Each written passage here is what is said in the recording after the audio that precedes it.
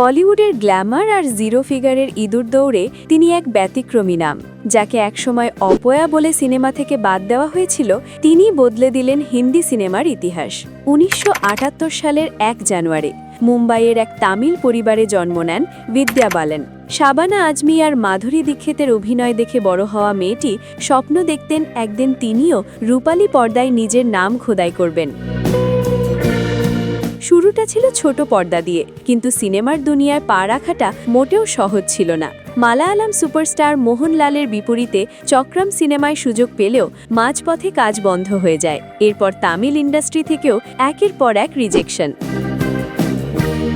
বিদ্যার ভাগ্যের চাকা ঘোরে ২০০৩ সালে গৌতম হালদারের বাংলা সিনেমা ভালো থেকোর মাধ্যমে। প্রথম ছবিতেই বাজিমাত, প্রশংসা আর পুরস্কার দুই ধরা দেয় তার হাতে। এরপর প্রদীপ সরকারের হাত ধরে ২০০৫ সালে পরিণীতার মাধ্যমে বলিউডের রাজকীয় অভিষেক। যদিও ছবিটি বিশাল বাণিজ্যিক সফল হয়নি, কিন্তু সমালোচকদের চোখে বিদ্যা ছিলেন এক নতুন আবিষ্কার। शादियां तुम्हारे मूड से नहीं मुहूर्त से होती हैं।